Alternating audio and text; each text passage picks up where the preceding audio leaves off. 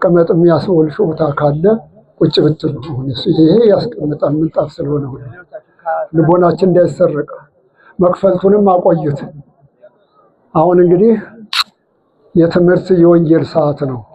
ሰዓት አለ ሁሉም አለ ሰዓቱ የሆነ ነገር ደግሞ ተቀባይነት የለውም። በሰዓቱ የሆነ ነገር ደግሞ ጥሩ ነው ሲቀበል ይችላል። አሁን በአሁኑ ሰዓት ዝናብ ቢመጣ ደስ ይላል ይፈልጋል አይፈልግም። በሐምሌ በሰኔ በነሐሴ እስከ ጥቅምት ድረስ ባሉ ወራቶች ዝናብ ይፈልጋል አይደለ? እና እንግዲህ ያለ ሰዓቱ የሚሆን ነገር ሁሉም ነገር ያልፈልግና ሰዓትን ጠብቆ ነው። ያው ሰዓት እንግዲህ የወንጌል ሰዓት ስለሆነ የተወሰነ ደቂቃ ጥቂት እግዚአብሔር እንደፈቀደና እንደወደደ ጥቂት እንድንነጋገር ህሊናችሁን ወደ እኔ እንድታደርጉ ያው እንግዲህ በመድኃኒታችን ኢየሱስ ክርስቶስ ስም ለምናችኋለሁ። በስመ አብ ወወልድ ወመንፈስ ቅዱስ አሐዱ አምላክ አሜን። ክቡር አባታችን ሊቀ ልሳናት ኢሳይያስ ጤናው የምስራቅ ጎጃም ሀገረ ስብከት ስራ አስኪያጅ፣ የተከበራችሁ የዋባል ወረዳ ቤተ ክህነት ሰራተኞች፣ ከጊዜ አንጻር በየስማችሁ በየማይረጋችሁና በየደረጃችሁ የተከበሩ የዚህ ታሪካዊ ደብር አስተዳዳሪ መላከ ሰላም መምህር ችባው፣ የተከበራችሁ ሊቃውንተ ቤተ ክርስቲያን ከዋባል ወረዳ ከሩቅም ከቅርብም ይህንን ታሪካዊ ቦታ በዛሬው ዕለት ለማገልገል የመጣችሁና እንደ መላእክት መላሌቱን ቁማችሁ ስታገለግሉ ያደራችሁ የተወደዳችሁ ምዕመናንና ምዕመናት፣ እንደዚሁም በዓሉን ለማክበር በዚህ ዓውደ ምሕረት የተሰበሰባችሁ የሰንበት ትምህርት ቤት ወጣቶች፣ እንደዚሁም ደግሞ መንፈሳዊ ተማሪዎች፣ የነገ የቤተ ክርስቲያኒቱ ተተኪዎች በእግዚአብሔር ስም እንደምን አደራችሁ?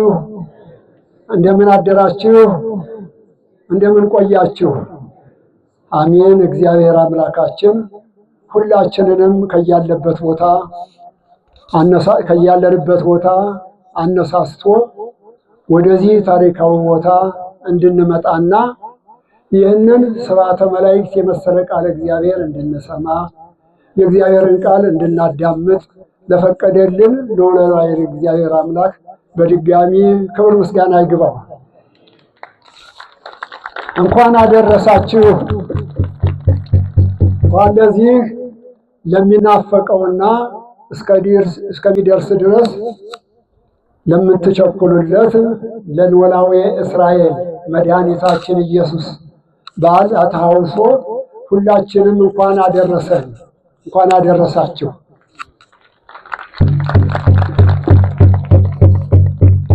ይህንን ታልኩ እንግዲህ አነ ውእቱ ኖላዊ ኄር፣ ቸር ጠባቂ እኔ ነኝ። የትምህርታችን ርዕስ ይህ ይሆናል። ይችን ቃል እስቲ ምዕመናን ሁላችሁ ባሉልን። እንግዲህ የቆምኩኝ ሊቃውንትን ሳይሆን ወይም ወጣቱንና ምዕመናን ላይ ነው የምናተኩረው። እንግዲህ ትምህርቱን ምንድን ያልኩት የትምህርቱን ርዕስ ቸር ጠባቂ ቸር ጠባቂ እኔ ነኝ። እስቲ በሉ ሁላችሁ ምናምን ቸር ጠባቂ እኔ ነኝ። ይህን ቃል የምናገኘው ቅድም አባታችን ካህኑ በማኅሌቱ ጊዜ ካነበቡልን ወንጌል የዮሐንስ ወንጌላዊ ከጻፈው ካስተላለፈልን ምዕራፍ 10 ከቁጥር 11 እና 14 ላይ ሁለት ጊዜ ነው ይህንን ቃል የምናገኘው። ቃሉ ምንድነው የሚለን? ቸር ጠባቂ እኔ ነኝ። ቃሉን ጽፎ ያስተላለፈልን ከአርባዕቱ ወንጌላውያን አንዱ የሆነው ነባቤ መለኮት ወልደ ነጎድጓድ ታኦጎሎስ ተብሎ በተለያየ ስም የሚወደሰው የሐዲስ ኪዳን ነቢይ ወይም ደግሞ የሐዲስ ኪዳን መጻሕያትን የሚተነበየው ሐዋርያ ተብሎ የታወቀው ወልደ ነጎድጓድ ዮሐንስ ሲሆን ቃሉን ደግሞ የተናገረው ማን ነው? የቃሉ ባለቤት አምላካችን መድኃኒታችን ኢየሱስ ክርስቶስ ነው። ቃሉን የተናገረበት ጊዜ በመዋዕለ ትምህርቱ ነው። የተናገረበት ምክንያትና ዓላማ ደግሞ አለው። ምክንያቱ ምንድነው? 3 ዓመት ከ3 ወር በኢየሩሳሌምና በአካባቢዋ እየተመላለሰ ወንጌልን በሚያስተምርበት ጊዜ እሱ ያስተማረውን ትምህርት ደግሞ ሌሎች እስራኤላውያን እንዳይቀበሉ ለማድረግ 8ቱ ቤተ አይሁድ የሚባሉ በ8 የተከፈሉ እርስ በራሳቸው እንኳን የማይስማሙ አንድ አቋም የሌላቸው የወንጌል ትምህርት በሕዝቡ ጆሮ እንዳይገባ ለማድረግ ሌት ተቀን እየተከታተሉ የእሱን ትምህርት ሰማያውያን እንዳይቀበሉና እንዳይጠቀሙ ለማድረግ የሚሯሯጡ ነበሩ። እነዚህም እነማን ናቸው? ማኅበራን አይሁድ ኋላ ሰቅለው ተመቅኝተው ጠልተው የገደሉት። የእነሱን በምሳሌ ነግሮ ለመመለስ ነበረ ዓላማው። ነገር ግን አልተመለሱ። ምክንያቱም የተነገረበት ለዚህ ነው። አነ ውእቱ ወላዊሄ። እንግዲህ ከእንትኑ ዘንዳ ስትፈልገው ቃሉን የተነገረ በምሳሌ ነው። ብዙውን ጊዜ ወንጌል የተጻፈልን የወንጌል ቃል ወደኛ የተላለፈልን በምሳሌ ነው የተነገረ። እንግዲህ የበጎች ነገርና ወይም ደግሞ የመንጋዎች ነገር አስጨንቆት አይደለም። በምሳሌ የተነገረ ነገር በሰማያውያን አእምሮ ከገባ በኋላ አይጠፋም። ያንን ምሳሌውን በሚያስበው ጊዜ ሲያስታውሱት እንዲኖር ለማለት ነው። እና በመጀመሪያው ደረጃ ምንድን ያለ? አማን አማን እብለክሙ አነ ውእቱ አንቀጸ አባግዕ አነ ውእቱ አማን እምለክሙ ዘይቦ አንተ አንቀጽ ውስተ አጸደ አባግዕ ወአርግዕንተ ካንገሥ ሰራቂ ወጉልያ ወፈያቱቱ። በጎች ወዳሉበት ቦታ በበር ያልገባ አጠጥሶ ቅጥር አፍርሶ የመጣ ሌባ ወንበዴ ነው አለ። እንግዲህ በጎች እንደማን ናቸው? እረኛውስ ማን ነው? በጎችን ደግሞ የሚያስበረግግ ማን ነው? ኋላ እንግዲህ በእንትን ጊዜ እናየዋለን። እነዚህን ነው የምናያቸው። የበግ ጠባቂ አለ፣ የበጎች መጠበቂያ መሰማሪያ ቦታ አለ። እንደገና ደግሞ በጎችን ደግሞ የሚያስበረግጉ ተኩላዎች አሉ። የበጎች ነገር ደግሞ የሚያሳዝነው እንደፈለገው ቸር ጠባቂና ምንደኛ ጠባቂ፣ ሁለት አይነት ጠባቂዎች ነው የምናየው። የበጎች ሕይወት የሚያሳዝነው፣ ቸር ጠባቂ ደግሞ ከበጎቹ አንዲት እንኳን እንዲጠፋ የማይፈልግ ሁሎችንም ጠብቆ ሰብስቦ ለባለቤቱ የሚያስረክም ማለት ነው። ይህም እንግዲህ ምሳሌ ነው እና በጎች በር ያልገባ ሌባ ወንበዴ ነው። አጥርጥሶ በርሹ ያለ በበሩ መግባት ሲችል አጥርጥሶ ቅጥር አፍርሶ በጎች ወዳሉበት ወገባያ ምንድነው ያለ? ሌባ ወንበዴ ነው አለ። በተቃራኒው ደግሞ ወዘሰንተ አንቀጽ ይበው ወላዋያብሩቱ። በበሩ የገባ ግን ምንድነው? ባለቤት ነው። የማን ባለቤት? የበጎች ባለቤት። ወሎቱስ አጻዊኒ ያረው። ደርሱ ግን ምንድነው? ባለቤት መሆኑን ስላወቀ በረኛው ይከፍትለታል። ዋባግኒ ሰማሁ ቃሉ። በጉም ደግሞ በጎችም ደግሞ ምንድን ይላሉ? ድምፁን ይሰሙታል። እሱ ደግሞ በጎችን ወይ ጸሪውን ላባገዩት ወይ ጽየውን ላባገዩ በባስማት ይሆን። በጎችን ደግሞ እሱ በየስሙቸው ይጠራቸዋል እያንዳንዳቸውን ነው። ከዚያ በኋላስ ደግሞ እንግዲህ የበግ ስም አለ አይደለ? ዳንግል ምን የምትሉት እንግዲህ ሶሪስ፣ ቆሪስ፣ ገዲስ እያለ ይጠራቸዋል ነው ያስቀመጡት አባቶቻችን። እንደየአካባቢው የተለያየ ስም የበጎቹ መለያ ስም አላቸው። ስማቸውን ልክ በእነሱ በሚገባቸው ቋንቋ ከረኛቸው እየሰሙ ይከተሉታል። ከዚያ ወዲያ አውጥቶ ወደ በጎች መሰማሪያ ያሰማራቸዋል። ካሰማራቸው በኋላ ደግሞ ምንድነው የሚያደርግ? ተመልከቱት። እዚህ ላይ እንግዲህ ዋናው ትልቁ ምስጢሩ ምሳሌውን ብታዩት ወያወጽኦን ወያወፍሮን ወሰዋወጽኦን ወያወፍሮን ለኩሎን ያውር ቅድሜሆን። እንግዲህ ከሀገራችን ባህል የተለየ ነው። በጎችን ከዋጣቸው ካሰማራቸው በኋላ እረኛው በፊት ነው የሚሆን በኋላ መሆን ያለበት እንደ ሀገራችን ባህል በኋላ ሆኖ በትንሽ ጨንገር እንዲህ ነካ እያደረገ እንደዚህ ያደረገ ነው የሚነዳ እንደኛ ጋር አካባቢ ማለት ነው። ይህ ግን እንደዚህ አይደለም፣ በሀገራቸው ባህል ነው። እንግዲህ በእስራኤል ሀገር ዛሬም ድረስ እንደዚያ ነው የሚሉ ሄደው በዚያ ያዩ ሰዎች በዚያ ይቶ የመጡ ሰዎች ሲነግሩን ዛሬም ድረስ በዚያው ባህል ያለው ወንጌሉ በተጻፈበት እንትን ምንድነው የሚያደርግ በጎችን የዚያን ጊዜ እያንዳንዶችን ካሰማራ በኋላ እንደዚህ ፊታቸውን ነው የሚሄድ። ካሰማራቸው በኋላ በበጎች በፊት ፊታቸውን ይሄዳል። ሲሄድ ምንድነው ይከተሉታል። ምንድነው ድምፁን ያውቁታል። ጠባቂያቸው መሆኑን ያውቃሉ በእነሱ በሚገባቸው ቋንቋቸው። የእንስሳትም ደግሞ የራሳቸው መግባቢያ ቋንቋ ስላላቸው ድምፁን ያውቁታልና ይሰሙታልና ነው። እንደገና ደግሞ በተቃራኒው ምንድነው ወለነኪርሰ ይተለዋሁ ሌላውን ግን ከዚያ ተጠባቂያቸው ሌላ የሆነውን ምን ይከተሉታል? አይከተሉትም። ለምን? አላ ይጎዬ ያምነው ይሸሹታል እንጂ የነሱ ጠባቂ ያልሆናቸውን ነገር እንግዲህ ምሳሌ ነው ተመልከቱ። ኋላ ወደኛ ስንመጣ እንግዲህ ለኛ ምሳሌ የተጻፈ ነው። እንግዲህ ይሸሹታል ይነጥፉታል እንጂ አይከተሉትም። ምንድን ስለሆነ እስመያ ምራቃሉ ድምፁን ወይም ቃሉን የበጉን አይሰሙትም ነበርና ነው። ይህን በምሳሌ ነገራቸው።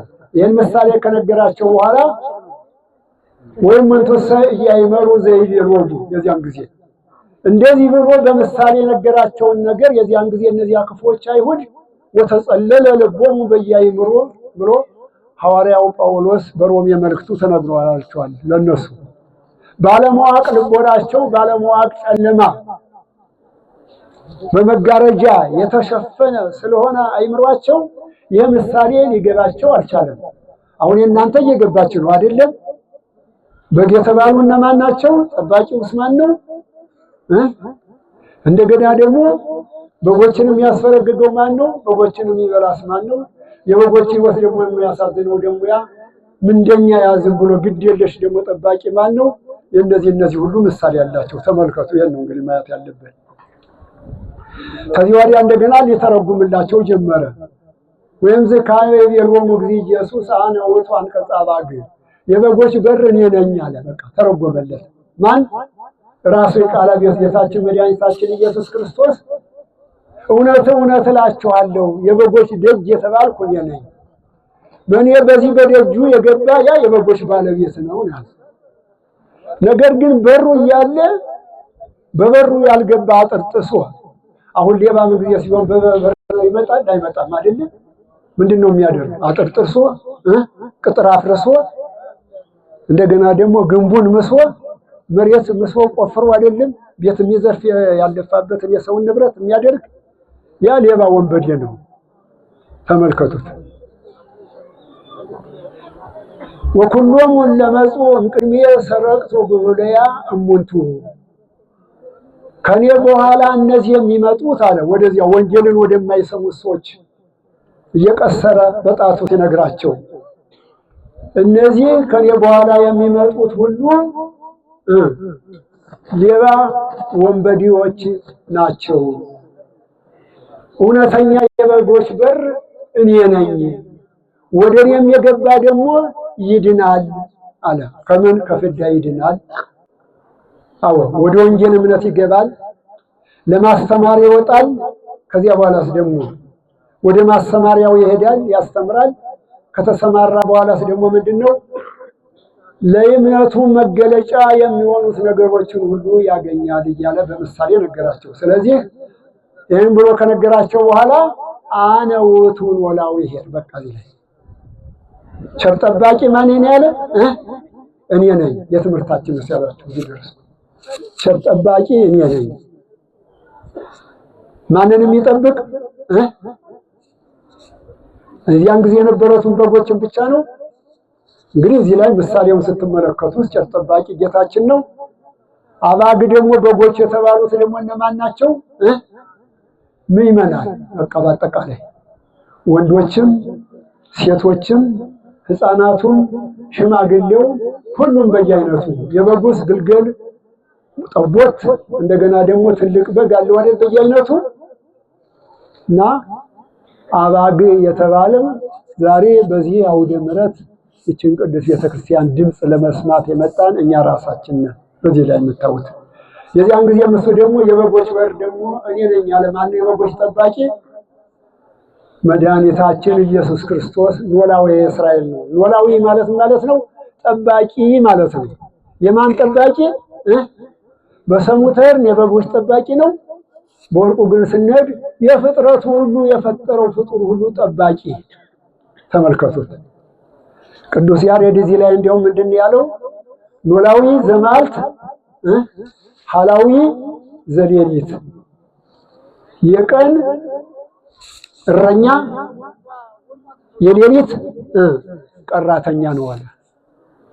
ኖላዊ ዘማልት ሐላዊ ዘሌሊት። እሱ ደግሞ አጉልቶ ሲተረጉመው ተመልከቱ። ይሄ ኖላዊ ብሎ በወንጌሉ የተነገረው አሁን እንግዲህ በባህላችን ሄደን ካየን የቀን እረኛ አለ አይደለም? ቀን እንግዲህ ከብቱ ሲጠብቅ ውሎ አሁን ቀረ እንጂ ደግሞ ጭጨት የቀራት የሚባል ነበር ፊት በምሳግ ላይ ያድር የነበረው ነበር አይደል? ፊት በዚህ አካባቢ። አሁን ግን መሬቱ እየጠበበ ስለሄደ የለም በአሁኑ ሰዓት ቀርቷል በሁሉ። እንደገና ደግሞ ጽድቅ ባይ ደግሞ ከብት የሚያሾልከውም እየበዛ ስለመጣ ነው መሰለኝ። እንደዚያ ነው ሌባው ስለበዛ ማለት ነው። እነዚያው ሰረቅት አጥር ጥሶ ቅጥር አፍርሶ የሚመጡ ስለበዙ ቀረ እንጂ ፊት በሁለት ቀራተኛ የጠቅላላ የአንዱ ሀገር ከብት ያድር ነበር። የሌሊት ቀራተኛ ያስረክባል ማን? የቀኑ ተረኛ። ያ ደግሞ የሌሊቱን ደግሞ ጅብ መጥቶ እንዳይገትናቸው፣ አንበሳ መጥቶ እንዳይሰብራቸው፣ ሌባ መጥቶ እንዳይሰርቃቸው ዙሪያውን እየከበከበ እየተንከባከበ ከጨለማ ጋራ አይኑን ከጨለማ ጋራ እየተፋጠጠ አሳድሮ መልሶ ደግሞ ለቀን ሰራተኛው ይሰጣል። ይሄ በሰው ነው። በመድኃኒታችን በኖላዊ እስራኤል በኢየሱስ ክርስቶስ ዘንድ አሳራፊ ወይም ደግሞ የቀን ሌላ ተረኛ ያለው የሌሊት ለጣ ጠባቂ ያለው አለው። ምንጊዜም ጠባቂው ማን ነው? እሱ ራሱ ባለቤቱ መድኃኒታችን ኢየሱስ ክርስቶስ ነው። ኖላዊ ዘመዓልት ሐላዊ ዘሌሊት፣ የቀን እረኛ የሌሊት ቀራተኛ፣ የማይተኛ የማያንቀላፋ። አሁን የሌሊት ቀራተኛ አይተኛም አይደለ? ወይም ቀን ተኝቶ ሆኖ እንደዚህ ነው። ለምን ከተኛ ከብቶቹ ሄደው እህል ይበላሉ የሰው ሁሉ። ኋላ እንደገና ደግሞ በዚያ ይከሰሳል፣ ይከፍላል፣ ሌላው ጥላቻ ውስጥ ሊገባ ይችላል። ስለዚህ እንደገና ሁለት ጉዳት ነው ያለው። ደግሞ ከብቶች ደግሞ ነጠል ብለው ካሉ ደግሞ በዚያ ደግሞ ጅብ ደግሞ ይመጣና ደግሞ አንዱን ያጥቃል። ወይም ደግሞ ሌባም ደግሞ መጥቶ ደግሞ ቅድም ያልኳቸው ሊወስድ ይችላል። ይሄ እንዳይሆን ሶስት ነገሮችን ለመከላከል ሌባውን፣ ጅቡን እንደገና ደግሞ ምንድነው እነሱ ደግሞ ሄደው የሰውን እንዳያጠፉ ይህንን ለመከላከል ከጨለማ ጋር ሲፋጠጥ ያድናል። ይሄ ነው እንግዲህ ሰውኛውን ስንል እንደሰው መድኃኒታችን ጌታችን አምላካችን መድኃኒታችን ኢየሱስ ክርስቶስ የእስራኤል ጠባቂያቸው የተባለ ኖላዊ እስራኤል ኢየሱስ ክርስቶስ ግን የቀኑም ጠባቂ ማን ነው? እሱ ነው። የሌሊቱም ቀራተኛ ማን ነው? ራሱ ነው። አነ ውእቱ ኖላዊ ቸር ጠባቂ እኔ ነኝ። ጥበቃውም ደግሞ ምንድነው? ቸር ጠባቂ አንዱ ነገር ሁላ የማይጠፋበት ከጠቅላላ ካሉት ሁሉ የአንዲቱ በግ ጠጉር እንኳን ተለይታ ተሸልታ የማትጠፋበት ሁሎችን በየስማቸው በየመስካቸው እያሰማራ ለመምሳር ጥሩ ውሃ ባለበት እየሰጠ እየመገበ የሚጠብቅ ማን ነው? ጌታችን አምላካችን መድኃኒታችን ኢየሱስ ክርስቶስ ቸር ጠባቂ የተባለ። ስለዚህ የኛ ጠባቂያችን ማን ነው? የሌሊት ቀራተኛችን ቸር አሳድረን አይደለም ምን ስንተኛውን ቤታችን ማን ነው? ለሌሊቱ ጠባቂያችን ለጌታችን ለአምላካችን ለመድኃኒታችን ኢየሱስ ክርስቶስ ነው። ጧትም ደግሞ እኮ ወደ ስራ ስንሄድ ቸር አውለን እንል የለም አይደለም? በቃ ለቀኑ ጠባቂያችን። ይሄ እኮ ቀላል አይደል? ቸር አውለኝ የሚባለው ጸሎት እኮ ቀላል አይመስላችሁ? እስኪ በቀን ስንት ነገር ያጋጥማል። አሁን ዛሬ እንግዲህ አለ እዚህ መጠናል። ወደ ቤታችን ስንሄድ የሚገጥመንን ነገር አናውቀው። ስለዚህ ጸሎታችንን ስንጨርስ ቸር አውለኝ ብሎ ፈጣሪን መጠየቅ ከዚህ በድንገት ከሚመጣው አደጋ እንደገና ደግሞ ሰይጣን ታበላሸው ዕቃቤ ከሸሸው የዲያብሎስ የግብር ልጅ ከሆነው ክፋትን እንጂ በጎነትን ከሚያስብ ጥላቻን እንጂ ፍቅርን የሚያውቅ ተመካከላችን የዲያብሎስ የግብር ልጅ ይኖራል፣ ወደ ጠብ የሚያመራ። ከእንደዚህ ያለው ሁሉ አድነኝ ማለት ነው። በቃ ከዚያ ሁሉ የሚጠብቀን ማን ነው? መድኃኒታችን ኢየሱስ ክርስቶስ ነው። ስለዚህ እንደዚህ አድርጎ ሁልጊዜ የዚያን ጊዜ በእስራኤል ጊዜ ወይም ደግሞ በመዋዕለ ትምህርቱ በኢየሩሳሌምና በአካባቢዋ በነበረበት ወቅት ብቻ አይደለም የሱ ጥበቃው። ምሳሌውን የዚያን ጊዜ እዚያ በነበሩት ይንገረን እንጂ ዛሬ ድረስ የሁላችን ጠባቂ ማን ነው? ጌታችን አምላካችን መድኃኒታችን ኢየሱስ ክርስቶስ መቀሱ። ተሱ ሌላ ጠባቂ የለንም። ተሱ ሌላ አዳኝ የለንም። የምንኖረው በሱ ጥበቃ ነው። ሁላችንም ይዘን ያለን በመሃል እጁ አንድ ጊዜ ነው። ምንድነው ጴጥሮስ እኮ ነው ሊቀ ሐዋርያት ትነው ምኑ ብሎ ጠየቀው መድኃኒታችን ኢየሱስ ክርስቶስ እንደዚህ የሚያስተምርበት ጊዜ። ኋላ ምን አደረገው? ምንጊዜም ጌታችን እንግዲህ የረቀቀ ነገር ሲመጣበት በምሳሌ ነው የሚነግረው። ኋላ በእጁ ሙሉ ጽዋ ውሃ ሞላና ያዘው አለው። ያን የጽዋውን ያዘው። ወደዚያው እንጉልሽት አለው። አንቀላፋ። ሲያንቀላፋ የዚያን ጊዜ ምን ሆነ? የጽዋ ውሃ ተሞልቶ በእጁ ያዘው ነገር ምን አደረገ? እዚያው ላይ ተደፋ። እንግዲህ ትተኛለህ ወይ አትተኛም ብሎ ስለጠየቀው ነው። የዚህን ምስጢር እንግዲህ ሊነግረው ነው እንደዚህ ያደረገው። የዚያን ጊዜ ደነገጠና ሲነቃ ከእጁ ላይ ውሃው ተደፍቶ ፈሶ አገኘው። የዚያን ጊዜ እኔማ ከተኛው ነው ያለው። ዓለሙ እንግዲህ ያለ በማን ነው? በስላሴ በመሃል እጅ አይደለም? ይህ ሁሉ ዓለም ከበርባሮስ እስከ ጽርሐ አርያም ድረስ ያለው ሁሉ በመሃል እጅ ላይ እንደ ጥናና እንደ እንቁላል የተያዘ ስለሆነ ዓለሙ በአንድ ጊዜ ይጠፋ የለ እና በመለኮት ዘንድ ማንቀላፋት መተኛት የለ። ይሄ ነው እንግዲህ የሌሊት ቀራተኛ የቀን እረኛ ብሎ ቅዱስ ያሬድ በመዝሙሩ ሊያወድሰው የቻለ መድኃኒታችን አምላካችን ኢየሱስ ክርስቶስን ይሄን ነው።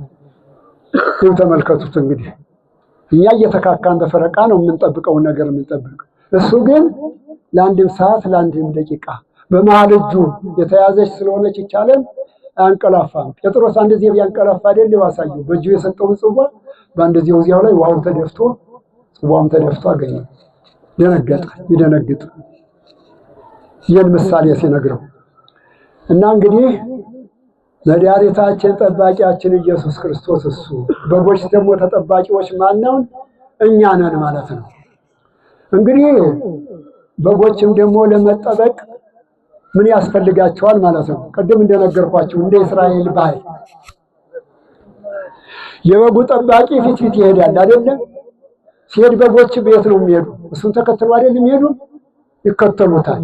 እሱን ተከትለው ካልሄዱ ግን ወደ ኋላ ተለይተው ተቀሩ ምንድነው የሚሆነው? ቀበሮ ይነጥቃታል።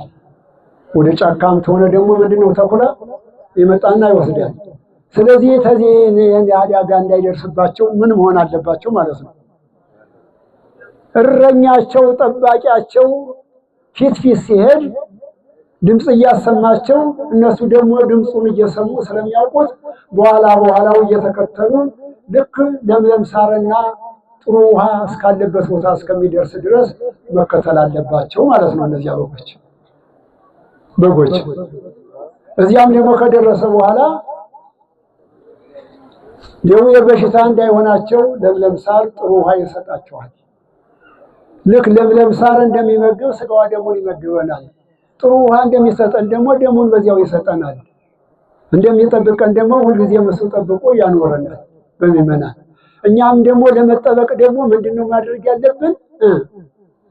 እነዚያ በጎች ድምፁን ሰምተው በኋላው እየተከተሉ በሄደበት ሁሉ እንደሚከተሉት ተመልከቱት። ያውን ስሉ የጠፋውን በግ እንኳን ሲያገኝ እንዲች አድርጎ ወስዶ በትከሻው ነው የሚሸከም። ከኛም እኮ ፈጣሪያችን መድኃኒታችን ኢየሱስ ክርስቶስ በራሳችን ጊዜ እምቢ ብለን አንመለስም እንዲያው እንጃ ብለን ካልቀረን በስተቀር የማንኛውንም ሰው ድነቱን እንጂ ጥፋቱን አይፈልግም። በቃ ሁሉም ሰው እንዲህ ይፈልጋል። ነገር ግን የግብር ጠላታችን ጥንተ ጠላታችን ዲያብሎስ ረቂቅ ኃይል ስለሆነ በእያንዳንዱ ሰው ላይ እያደረ እንዳይድን የሱን ሰራዊት ለማብዛት ወደ ክፉ ነገር እያመራ በራሱ ጊዜ እንዳይድን በራሱ ጊዜ ይቀራል እንጂ አንድም ሰው እንዲጠፋ አይፈልግም። በዚያ በሉቃስ ወንጌል ላይ በተነገረ ምሳሌ አለ። የዚያ ያንዱ በግ ወሶብረከው ጸውሮ በማዘት ከፍቶ የሚለው ከመቶ በግ አንዱ ቢጠፋበት ምንድን ያደረገ 99ን በዚያው በገዳሙ በጫካው ላይ ተወና እንደገና ወዴት ነው ሄደ? ወደ ጠፋው በግ አንዱን ለመፈለግ 99 በጎች አሉ እዚያ ላይ። እነዚያ ምንጊዜም አሉ አይጠፉም ብሎ በእጁ ስለያዛቸው ያን አንዱን የጠፋውን በግ ለመፈለግ ተነስቶ ወደ ፈልጎም ደግሞ አገኘው። ባገኘው ጊዜ ምንድን ነው ያደረገ? እዚያ ላይ በስሩ እንደምታዩት በትከሻው ተሸከም። ያ አንቀጸ ንስሐ ነው። እና ማንኛውም ሰው አንድ ሰው ኃጢአት በሰራ ከእግዚአብሔር በተለየ ከቤተ ክርስቲያን በተለየ ጊዜ እሱን ፍለጋ ይሄዳል ጌታችን። ያ የጠፋው በግ ተገኘ ምንድነው? አንጥቶ ደግሞ ተመንጋው ጋር ይጨመራል ማለት ነው። አይ የለም እንደው አልመለስም ብሎ ደግሞ በዚያው እንደጠፋ ተቀረ ምን ይሆናል? ያ በግ እንግዲህ አልመለስም ብሎ በዚያው በጫካው እንደተቀረ ምንድን አደጋ ነው የሚያገኘው? ተኩላ ይነጥቀዋል፣ ወይም ቀበሮ ይወስደዋል፣ ወይም ደግሞ ጅብ ይበላዋል። እኛም ደግሞ ሰው ሆኖ የማይበድል እንጨት ሆኖ የማይጤስ የለምና ኃጢአት በሰራን ጊዜ ምንድነው የንስሐ አባት መመራ ንስሐ ቤተክርስቲያን ንስሐን ሰጥቶናል። የተነገረው ስለ ንስሐ ነው። በዚያ መመለስ አለብን ማለት ነው። ተመልከቱት። በዚህ የሰራነውን በደል አውቀንም ቢሆን ሳናውቅ በስተትም ሆነ በድፍረት የሰራነውን የንስሐ አባታችን ተናግረን ያንን የተሰጠንን ንስሐ አድርሰን ወደ ስጋዋ ደግሞ ከነጻን በኋላ ከተቀበልን ምንድነው እንደዚያ እንደጠፋው የዚያን ጊዜ ምን ሆነ ማለት ነው? ተገኘን። ከተገኘን በኋላ የዚያን ጊዜ እሱ ደግሞ ተሸክሞ አምጥቶ ምን ያደርገናል? ከመንጋው ጋር ይጨመረናል ማለት ነው። አሁን ግን ምንድነው የጠፋውን ፍለጋ የሚሄደው ማን አለ? የጠፋውን ፍለጋ መሄድ ያለባቸው ባልነበሩ ካህናት ናቸው። እንግዲህ ቸር ጠባቂ እኔ ነኝ ብሎ ስላለ የሱ ምሳሌ እነማን ናቸው? ስልጣነ እግዚአብሔር የተረከቡ ካህናት እያንዳንዳችን ሁሉም በየምሳሌያችን ማለት ነው። እንግዲህ የቸሩን ጠባቂ በዚህ ተተናገርኩኝ። ደግሞ የዚያውን ደግሞ የበጎች ጥፋት የሚያሳዝነውን ደግሞ የግድ የለሹን ጠባቂ ደግሞ ጥቂት ማለት አለብን። በዚህ እንግዲህ ጥሩምባ እየተነፋ ስለሆነ ከሚያቋርጠኝ ተዚያ ደግሞ ጥቂት ልናገር። አሁን ደግሞ ሰነፍ ጠባቂ ደግሞ የሆነ እንደሆነ የሌሊት ቀራተኛ የሚሆን የቀን ተረኛ በደበት የሰውን እንዲያስበላ እንደገና ደግሞ በጎችን ደግሞ ለቆ ዝም በዚያ ላይ ካንዱ ጋራ ሲዋራ ሲጫወት ቀበሮ መጥቶ ያን በግ ሲነጥቅ ተኩላ መጥቶ ሲወስደው የዛን ጊዜ ያ ሰው እየጠበቀውን ተወጣ ማለት ነው። ተወጣ አልተወጣ? ተመልከቱ። የዛን ጊዜ በግ ስላጠፋ ምንድነው ተረኛ ነውና በጠፋው በግ ይጠየቃል አይጠየቅም? ይጠየቃል አይጠየቅም? አባቶች ይጠየቃል አይደለ? ለምን ተራው ነው የግድ እሱ መድኃኒታችን ኢየሱስ ክርስቶስ ዘንተ ዓለም ሁልጊዜ ይጠብቃል። አንድ ተረኛስ አንድ ቀን ነው የሚጠብቀው። ወይም አንድ ሌሊት የሌሊት ቀራተኛ ተሆነ የቀን ተረኛም ተሆነ አንድ ቀን ነው የሚጠብቀው። ግን በዚያች ቀን ቆጥሮ የተረከባቸውን በጎች ቆጥሮ ለየባለቤቱ በተራው ማስረከብ አለበት። ያንን ካላደረገ ባጠፋው ይተካል አይተካም? ይጠየቃል አይጠየቅም? ይጠየቃል፣ ይከፍላል። ዛሬም ደግሞ እኛ እንግዲህ ከዚህ መረዳት ያለብን አባቶች ካህናት፣ እኔም እናንተም ሁላችንም እያንዳንዳችን እየድርሻችን እንጠብቅ የተሰጠናቸው በጎች አሉ። እነዚህም በጎች በግድ የለሽነት ወሐሳብሰ ይጎይ ሰው የመጽእ ተኩላን ዘይሬ አድጎላ ባግኑ ምንደኛ የሆነ ጠባቂ ግን ነው። ተኩላ ሲመጣ ባየ ጊዜ ምንድን ያደርጋል ነው? በጎችን ጥሏቸው ይሸሻል። ወይም ይመጽእ ተኩላ ወይ መስጥዎን ከዚያ በኋላ ተኩላ መጥቶ ይነጥቃቸዋል። ወይ ዘረውላ ባግኑ በጎችን ይፈጠናሉ። ወሐሳብሰ ይጎይ ያ ምንደኛውም ይሸሻል። በጎችን እንደማዳን ምንድን ያደርግ? ጥሎ ራሱ እንደሚሸሻል። ቆሮ ወንጅብ ሲመጣ እኔን ይበላኛል ብሎ በጎችን ለቆ ይሄዳል። ምንድነው? ምንደኛ ነውና ወይ ያዝቦ በእንታባግ የበጎቹ ሕይወት ያሳዝነውምና ይሄ ተጠያቂ ነው። በቃ በእነዚያ እንዲጠብቅ በተሰጠው በጎ ይጠብቆ ስላላገባ ማለት ነው። ቸር ጠባቂው ግን ምንድነው የሚያደርግ? የሚያጡ ነፍሶ ቤዛ ባግዩ ተመልከቱ፣ ተቃራኒ ነው። ያ ቸሩ ጠባቂ ግን ጅብም መጣ፣ ተኩላም መጣ፣ ሌባም መጣ፣ በጎችን የሚነጥቅ የሚያጡ ነፍሶ ቤዛ ባግዩ ማለት ስለ በጎቹ ሕይወት ቤዛ የራሱን ነፍስ አሳልፎ ይሰጣል። በቃ እና እንግዲህ አሁን እኛ ስንጠብቅ ልጆቻችንን የንስሐ ልጆቻችን ስንታችን ነን? አሁን ከነሱ የኛን ሕይወት እናስቀድማለን እንጂ እንደገና የኛ ሕይወት ጠፍቶ እነሱን ማዳን አለብኝ ብሎ ቆርጦ የሚነሳ ሐዋርያ አለ። ይህን እንግዲህ ለሁላችንም በዚህ ዙሪያ ላይ ተመልከቱ። ቸር ጠባቂ ልንሆን ከሆነ በዚህ ነው። ከዚያ ካለፈ ደግሞ ምንድነው? ምንደኛ የሚመናን ሕይወት የሚያስፈልገው ተብሎ በክርስቶስ ዘንድ የሚወቀስበት ይሆናል ማለት ነው።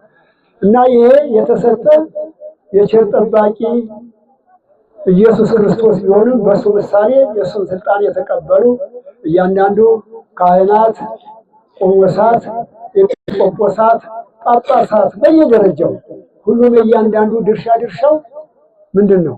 በየደረጃው የበጎች ጠባቂ ነው። ሁሉም በየደረጃው ተጠያቂነት አለበት።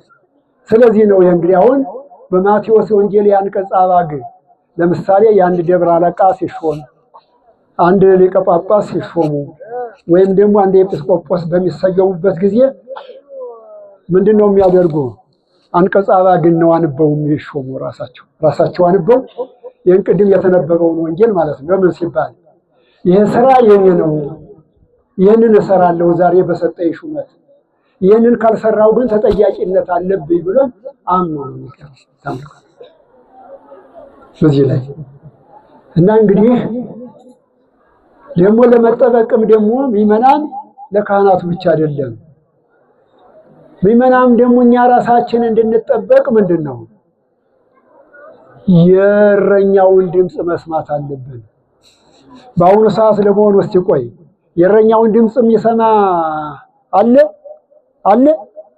እንደውም አንዳንዶችስ እናስተምር የሚሉ አሉ። የሚገርማችሁ እንደው ካየን በዚህ በከተማ አካባቢ በዚያ ካየን የነሱ ይቺ የዘመናዊ ትምህርትን የመጎንጸላቸውን ያችን እንደ ተስፋ አድርገው ካህናቱን ማለት ነው ስልጣነ እግዚአብሔር ያዙትን እንደገና በዚያ ዶሚኔት ለማድረግና እንደውም እኛ እንምራችሁ። አሁን በዚህ በሰበካ ጉባኤ ውስጥ ካያችሁ አሁን በከተማ ዙሪያ ላይ ሰበካ ጉባኤ የተመረጡት የምእመናን አባላት እንደገና የደብሩን አለቃና ካህናቱን እኛ ባልናችሁ ሂዱ እኛ እንምራችሁ እያሉ ነው። ይህ ምንድነው? የኛ ድክመታችን ነው። መጀመሪያ በአግባቡ ስላልጠበቅናቸው እና እዚህ ላይ ምእመናንም ልንገነዘብ የምንችለው ካህኑ የክርስቶስ የኖላዊ እስራኤል እንደራሴ ስለሆነ ድምፁን መስማት አለብን። በቃ በምክረ ካህን በፈቃደ ካህን መሄድ አለብን። ቄሱ ያን ተናግረዋል። በቤተ ክርስቲያን ትናንትና እንዲህ ያለ ትምህርት ተሰጥቷል። ይሄ ነገር ያስቸግራል፣ ይሄ ጥሩ አይደለም ብለን በያወቅነው ልጆቻችንንም ቤተሰቦቻችንን ወይም ደግሞ መጥፎ ጓደኛም ደግሞ ታለ ወደ ክፉ መንገድ እንደዚያ እንደጠፋው በግል ጠፋ ያማረው ካለም ደግሞ እንዳይጠፋ ሁላችንም መምከርና መመለስ አለብን ማለት ነው። ይሄ ነው እንግዲህ እና እንግዲህ ምን ዋባገኒ ሰማሁ ቃሉ በጎቹም ድምፁን ይሰሙታል እና ሁላችን ዛሬ አሁን የካህኑ ድምፅ እንሰማለን ወይ? ይህን እንግዲህ ራሳችን ፈትሹ። የቤተ ክርስቲያኒቱን ድምፅ እንሰማለን ወይ? ቅድም የተነገረውን የወንጌሉን ድምፅ ሰምተን ይሄ ለኛ ለተነገረ ነው፣ ይሄ የኛ የነፍሳችን የተግባር መመሪያ ስለሆነ ይህንን ጠብቀን መኖር አለብን ብለን አሁን እያንዳንዳችን እናስባለን። ግን ደግሞ አስበውም ደግሞ ተጠንቅቀው የሚሄዱ ደግሞ ብዙ ጠንቃቃ ምዕመናንም ደግሞ አሉ። ብዙ ጠንቃቃ እናቶችም ሞልተዋል። በዚያው ልክ እነሱ ባሉበት ልክ ደግሞ ምንደኛ የሆነ ዝም ብሎ ግድ የለሽ የጠባቂውን ድምፅ የማይሰማ ጠባቂውን የማይከተል ወደኋላ ተጎርዶ የሚቀር እንዲያውም እንደ ደግሞ ጠባቂውን ደግሞ ፊት ለፊት ቀድሜ ልሄድ የሚል አለ። ያ እንደዚህ ያለው የተጠባቂነት መንፈስ ማለት አይደለም። አስቴት ከተባለ የተጠባቂነት መንፈስ አለው ማለት ነው። ወይ ተለዋሁ አባቢውናል በጎች ይከተሉታል ተብሎ ሲባል ልክ ካህኑ የኖላዊ እስራኤል ምሳሌ ስለሆነ ካህኑ የሚያስተምረው ወንጌልና በቤተ ክርስቲያን የተናገረውን ነገር ጠብቀን ልንከተል ይገባል ማለት ነው። ያን ካልተከተልንስ እረኛውን ያልተከተለ በግ ተጎርዶ ቀርቶ ቀበሮ እንደሚገትነው ሁሉ የቤተ ክርስቲያንን ድምፅና የካህኑን ድምፅ ያልሰማ ቢመንም እንደዚሁ ምንድነው ከብርሃን ጨለማ ከክርስቶስ ሰይጣን ከወንጌል ኦሪት ይሻለኛል ብሎ በራሱ ጊዜ ወስኖ ሄደ ማለት ነው። ይሄ እንዳይሆን ነው እንግዲህ ለሚታስተምር ቤተ ክርስቲያን ድምጽ። ስለዚህ ምዕመናን የቤተ ክርስቲያንን ድምፅና የካህኑን ድምፅ የወንጌልን ድምፅ ልንሰማ ይገባናል። እዚህ ነው አሁን እንኳን ስንቶቻችን ነው ወንጌል አሁን እዚህ ላይ እየተነገረ ይሄ ለኛ ነው ብለን የንተን አሁን ወደ ሌላ ተግባር እየተሰማራን ያለን ከዚሁ አሁን እዚሁ እየተነገረ ነው የተመልከቱት ያው። ስለዚህ እንግዲህ እየተከተልን ነው ማለት ነው። እዚሁ ላይ እንኳን እየተናገርን ባባችን እያለ አሁን የመክፈልት ውስጥ ጊዜ አሁን ቀር ያለው አሁን የወንጌል ጊዜ ነው ብለናል እና እያወቅን ልክ እዚሁ ላይ እየሰማን እንዳልሰማን በመስማት እኮ በመናገር አይደለም። አንድ ሰው ዘቦ እዝነ ሰሚዐ ለይስማ ሲል ጌታችን ጆሮ ያለው ይስማ አለ። ጆሮ የሌለ ሰው የተፈጠረ አለ? ሰው ሁሉ ተፈጥሮ መቼም ጆሮ በዚህ ላይ ያልተለጠፈበት የለም። ነገር ግን ውሳጣዊ እዝነ አእምሮ ያለው ነው ያለ። ውሳጣዊ እዝነ አእምሮ ያለው ደግሞ ብሎ ማለት ምንድነው? የሰማውን በተግባር የሚያውል ማለት ነው። አሁን የሰማነውን በተግባር እያዋል ነው ወይ? አሁን እዚህው ላይ እንኳን በዚህው መድረክ አሁን ወደ ገበያ ነው እየተሯሯጥን ያለነው። አዎ እንግዲህ ስለዚህ በዚህ አትቀየሙ። ወንጌል ላይ መቼም ይሉንታ የለም። ማስተማር እስከሆነ ድረስ ስህተትን ማሳየት እስከሆነ ድረስ ለሚሰማም ይነገራል፣ ለማይሰማም አይሰማ። ምንም ነገር አይደለም እና ቸር ጠባቂዎች ይባሉ የነበሩት በጌታችን እግር የተተኩት እነማን ናቸው? 12 ሐዋርያት፣ 72 አርድእት፣ ከዚያም ደግሞ አባቶች ሊቃውንት 318፣ ከዚያም ደግሞ ሲያዝ እስካሁን እስካሉት አባቶች ሊቃነ ጳጳሳት፣ ዛሬም ካሉት እያንዳንዶቹ ካህናት ተግባሩንም የተወጣው ያልተወጣው ሁሉም ምንድነው የክርስቶስ እንደራሴ ነው እና ይህንን አይተን በጎች እንዲከተሉን እኛ ደግሞ በጎችንን ማሰማራትና እንትን እንዳለበት ያስማራል። እዚህ ላይ በምሳሌ የምንነገር ቅድመ ልደተ ክርስቶስ እንኳን ስለ በጎች ሕይወት ራሳቸውን አሳልፈው ወኖላዊ ሰይሄር ይመጡ ነፍሶ ቤዛ ባገኝ አይደል ያለን ቸር ጠባቂ እኮ ስለ በጎቹ ሕይወት የራሱን መብት አስቀድሞ ይሰጣል ብሎ የተናገረ የሰጡ አለ። ለምሳሌ ሙሴ ሶሪት የምንወስደው እንደ ምሳሌ አድርገን ልንወስደው የምንችል እምጥስዮሙ ለይሉ ጠሴኒ ግዚኦም መጽሐፍ ዘጻፍከኒ እነዚህን አላዋቂ እስራኤልን ከምታጠፋ ለምን በእነሱ ላይ ምራ ስራ ምን ሰው ይመጣከል ባካቸው እግዚአብሔር ነው አዘዘው ነው ታወት ሊወጣ ነው በቃ እንግዲህ ተጠሪ አርጉትና ሲወጣን ያቆማል። እዚህ እንትን ማንቀፋት ነው ያሳዝናል። በእውነቱ ለምን አስነሳችሁ? እንደው ግን ጥሩ አይደለም ተውት። ሙሴ ምንድን ያደረገ? እነሱ ከማታጠፋቸው እኔን ራሴን አጥፋኝ። እነዚህ ምንድን ያውቃሉ? ልታጠፋቸው ደግሞ ከግብጽ ያወጣቸው ዘጸአት 32:14 ላይ ተመለከቱ። ስለዚህ እነሱን ከምታጠፋ አለ። ይኸው የበጎቹ ሕይወት የሚያሳዝነው ቸር ጠባቂው እኔን መጀመሪያ አጥፋኝ አለ።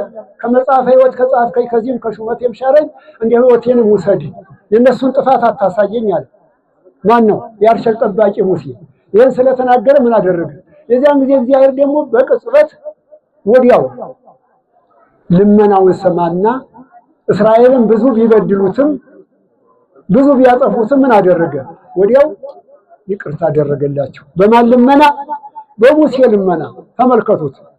አሁን የዘመኑ ትውልድ ያለ አንዳንድ ክርስቲያን ነን የሚሉ በስም ቅዱሳን ያማልዱን። ጊዮርጊስም እንደኛ ሰው ነው፣ እመቤታችንም እንደኛ ሰው ናት። እኛም ተሰራን እንደነሱ እንሆናለን። ለፍጥረቱ እሱ ነው ቀራቢ እንጂ የእሱ አማላጅና ነገር ያስፈልገውም እያሉ የሚዘባበቱ አሉ። እሺ በሙሴ ልመና እስራኤላውያን አልዳኑ?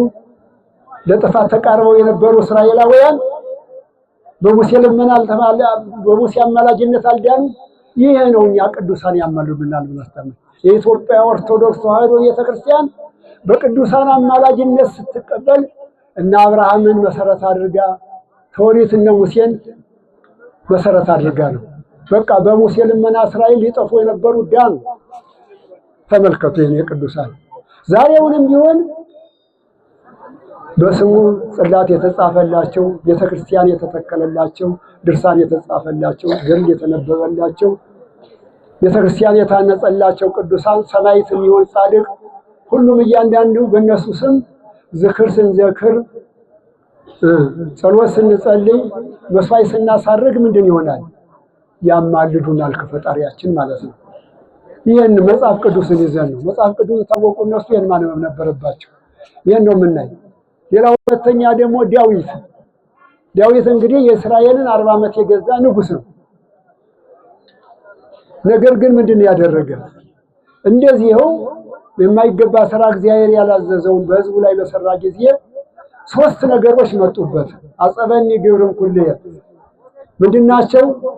መቅሰፍት ከማመጣብህ፣ ጦርነት ከማመጣብህ፣ ረሃብ ከማመጣብህ ከነዚህ ያደረገ የይሰኒ እደቅ ውስጠይደ እግዚአብሔር እምይደቅ ውስጠይደ ባለሙያው በሰው እጅ ከመወድቅስ በእግዚአብሔር እጅ በአንተ ልውደቅ ግዴን መቅሰፍቱን መረጠ። ከአንድ ሰዓት እስከ 3 ሰዓት ባለው ግን ወደ 3-4 እልፍ ድረስ የሆኑ ሰዎች አለቁ በመቅሰፍቱ። የዚያን ጊዜ ምን አደረገ?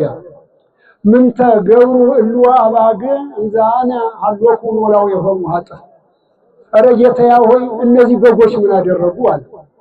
ያን የሚመራቸውን ህዝቦችን ነው። እኔ ኃጢአተኛው እያለሁኝ ደይል የከላይ ላይ ለቤተ አሙዬ እጅህን በእኔና በእኔ ቤተሰቦች ለዘመዶችሽ ላይ አሳረፍ፣ እነዚህም በጎች እባክህ ይቅር በል አለ። ማን ነው? ንጉሱ ዳዊት። መጽሐፈ ሳሙኤል ምዕራፍ 22 ከቁጥር 23 ላይ ተመልከቱ። የዚያን ጊዜ በዳዊት ልመና ምንድን ሆነ? እስራኤል ሊያጠፋ ታዝዞ የነበረው መቅሰፍት 3000 ሰዎች በአንድ ጊዜ እንደሞቱ ከዚያ በኋላ የተረፉት በዳዊት አማላጅነት ተረፉ፣ ዳኑ ማለት ነው።